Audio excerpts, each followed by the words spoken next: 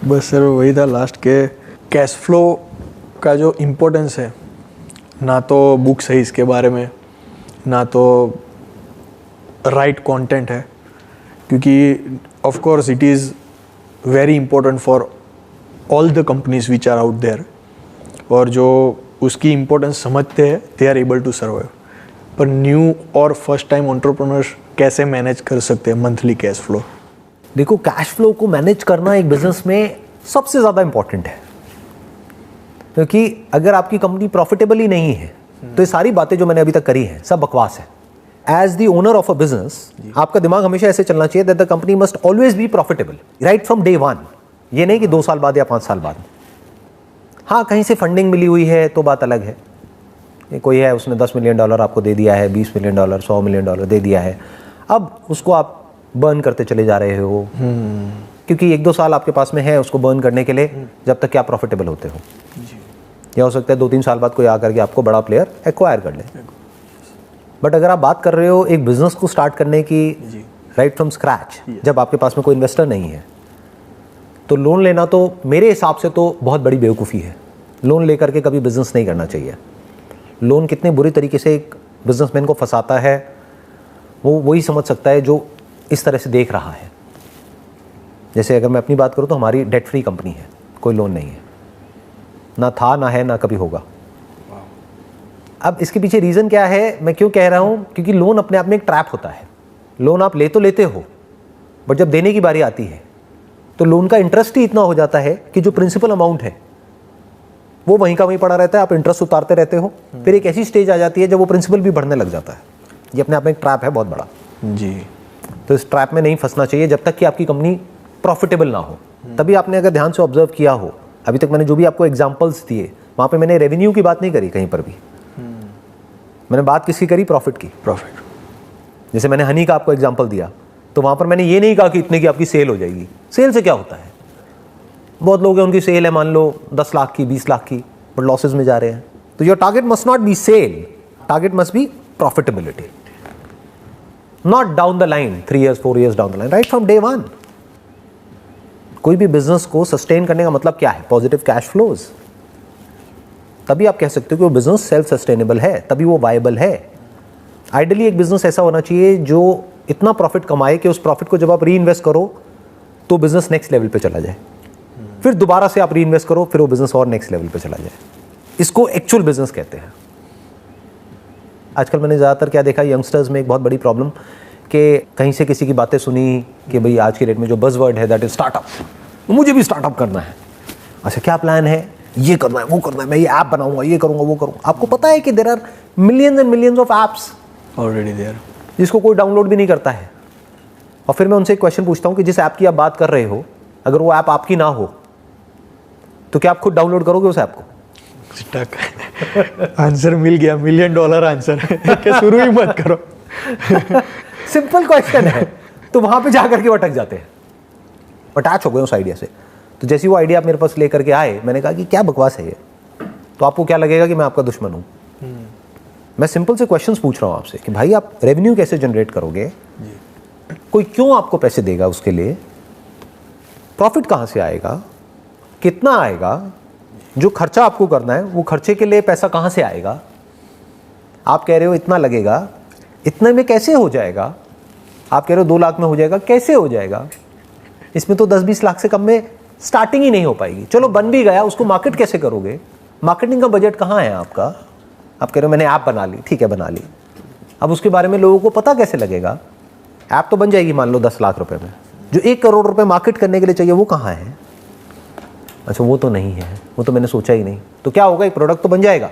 बिल्कुल ऐसा है, आपने कोई प्रोडक्ट बना करके अपने घर में रख दिया है और कह रहे हो बिक नहीं रहा है। अरे भाई दिखेगा तभी तो बिकेगा। That is advertising, that is marketing. और लाइफ में जो प्रॉब्लम्स होती हैं, जैसे कि सर आपने कहा था कि जो डिजायर्स हैं उनको हम खत्म कर दें, उम्मीदों को खत्म कर दें, सारी प्रॉब्लम्स हमारी खत्म हो जाती हैं। ऐसा मैंने कब कहा कि अपने डिजायर्स को आप खत्म कर दो, उम्मीदों को खत्म कर दो, ना उम्मीद हो जाओ, डिप्रेशन में चले जाओ, एक अंधेरे कोने में जा करके दुबक करके बैठ जाओ? मैंने ऐसा कब कहा? और मैं कहां से आपको ऐसा कुछ करता हुआ नजर आ रहा हूं? मेरे से बड़ा यश आपने देखा नहीं होगा इस दुनिया में। डिजायर पूरे नहीं करोगे तो डिजायर से ऊपर कैसे उठोगे? शादी हो गई आपकी? नहीं? अरे यार शर्मा गए आप तो ये जो शादी का डिजायर है, जब तक ये डिजायर है या नहीं है? नो, डिजायर भी नहीं है, मतलब बिना शादी के गर्लफ्रेंड का डिजायर है? बोल दो यार। यस। गर्लफ्रेंड का है, शादी का नहीं है, राइट? या वो भी नहीं है, बॉयफ्रेंड का है? सच बोलो ना, मतलब सच बोलने में क्या टेंशन क्या हो रही है? सर सब डिजायर है ना? Yes sir. हाँ, गर्लफ्रेंड का डिजायर है, सर शादी का भी है। शादी का भी है। हाँ, ठीक है, अब आए हम सच्चाई की तरफ बढ़ रहे हैं आगे। तो जब तक ये डिजायर पूरा नहीं होगा, क्या डिजायर से आप ग्रो कर पाओगे? नो। अगर ये डिजायर आपको कोई पूरा होने ही ना दे पूरी लाइफ के लिए, कि आपके घर वाले ही आपके अगेंस्ट हो जाए, नहीं शादी नहीं करने देंगे तेरे को, तो मरते दम तक ये डिजायर अंदर रह जाएगा। Yes sir. इसकी वजह से दुख होगा या नहीं होगा? सर आई मीन टू से कि डिजायर्स हैं हमारी, तो सर हम खुद ही अपनी डिजायर्स बनाते हैं। हाँ, और हाँ। उनको हम अचीव नहीं कर पाते हैं, Right. तो हम सैड हो जाते हैं। Right. हमारे जीवन में प्रॉब्लम्स आती हैं। अगर हमें किसी से उम्मीद होती है, हाँ। हमें उम्मीद नहीं पूरी हो पाती है, तो सर हम सैड हो जाते हैं। तो सर इन चीज़ों को कैसे मैनेज किया जाए? ऐसी उम्मीद बनाओ ही मत, ऐसे डिजायर्स क्रिएट करो ही मत जो आपको पता है कि नहीं अचीव होने वाले हैं। यहां बहुत बड़ी प्रॉब्लम है। हम ऐसी जगह पे उम्मीद लगा रहे हैं। अगर आप ऐसी जगह पर उम्मीद लगा रहे हो जहां पे ऑलमोस्ट 100% हो कि वो पूरा होगा ही होगा, तब ना तो आपको करने में कोई डाउट आएगा। जैसे आप जब घर से यहां पर आ रहे थे, आपकी उम्मीद कितने % थी कि यहां पहुंच पाओगे? सर 100%। 100% थी। क्यों? ऐसा क्यों?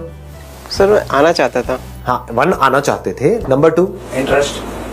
हाँ, interest is also there, but जब आप आ रहे थे तो डाउट कितना % था कि मैं पहुंच पाऊंगा या नहीं पहुंच पाऊंगा? Sir there was no doubt. There was no doubt. तो आपको बिल्कुल श्योरिटी थी कि मैं यहां से यहां तक पहुंच ही जाऊंगा। Yes sir. पहुंच गए। अब उस डिजायर का भी कोई काम नहीं है, पहुंच गए, अब डिजायर का क्या करोगे? बात एक मिनट ध्यान से समझना। डिजायर कंक्लूड हो गया। डिजायर जब पड़ा रह जाता है, हमारे अनफुलफिल्ड डिजायर होते हैं, वो हमको तंग करते हैं। जब पूरे हो जाते हैं तब तो कोई दिक्कत नहीं है ना? नो। तो आपको क्यों श्योरिटी थी कि मैं यहां पे पहुंच जाऊंगा? राइट डायरेक्शन, मतलब यू नो द वे। आपको रास्ता पता था ना यहां आने का, चाहे आपने गूगल मैप पे देखा या आपको ये पता था कि हाँ मैं रास्ता फिगर आउट कर लूंगा। आज पता है क्या है मजेदार बात, लेकिन अगेन इसको समझने के लिए कॉमन सेंस चाहिए, कोई बहुत इंटेलिजेंस नहीं चाहिए। जो भी आप करना चाहते हो, जो भी आपके डिजायर्स हैं, उन डिजायर्स को पूरा करने के लिए जो भी आपको करना है, डिजायर्स को पूरा करने के लिए कोई काम करना पड़ेगा। उस काम में सक्सेसफुल होने के लिए जो बेस्ट पॉसिबल स्ट्रैटेजी होनी चाहिए, या जिस भी तरह से उसमें सक्सेसफुल हो सकते हैं, उसको मैप बोल सकते हैं एक तरीके से, वो ऑलरेडी है। बस हमारा दिमाग उस मैप की तरफ नहीं है। We never try to figure out the map. We never try to figure out कि ये जो रास्ता है यहां तक कैसे पहुंचना है, उसकी क्या स्ट्रैटेजी होनी चाहिए। तो जो डिजायर्स है वो प्रॉब्लम नहीं है। ऐसे डिजायर्स जिसका आपको पता ही नहीं है कि मैं क्या करूं, कैसे करूं, कॉन्फिडेंस ही नहीं है, फिर भी आप उसको पूरा करने की कोशिश कर रहे हो, वहां पे प्रॉब्लम है। इफ यू अंडरस्टैंड कि कैसे उन डिजायर्स को पूरा किया जाता है, तो जर्नी मजेदार बन जाती है। जैसे आप वहां से यहां तक आ रहे थे, तो जर्नी में भी मजा आया कि वहां पहुंचने वाला हूं पॉइंट, क्योंकि श्योरिटी थी अंदर से, ये था कि नहीं मैं पहुंच जाऊंगा, कैसे भी करके मैं पहुंच जाऊंगा वहां पे। ये क्लियर हो रहा है ना? डिजायर प्रॉब्लम नहीं है, क्योंकि डिजायर पूरा होने से क्या होता है, आपके डिजायर है क्या ultimately? One is desire for survival, which is a need, which is not a desire. Need for survival in this materialistic world, जहां पे बिना पैसे के काम नहीं चलने वाला। तो आपकी नीड है पैसा, डिजायर नहीं है। इस गलतफहमी में मत आ जाना कि ये कोई डिजायर है, कि पैसे का डिजायर मेरे अंदर क्यों है। ये नीड है जी। ये नहीं होगा तो फंस जाओगे बुरे तरीके से, 4 दिन निकालने में मुश्किल हो जाएंगे। So all I am saying is, desires problem नहीं है, बट डिजायर्स ऐसे होने चाहिए इस पॉइंट पे आपकी लाइफ में जो आपको श्योरिटी है कि मैं क्रैक कर लूंगा। तो अब ये कब आता है? जब आप छोटे छोटे स्टेप्स उठाते हो। ज्यादा बड़े पंगे लोगे तो ऐसी श्योरिटी कभी नहीं आएगी।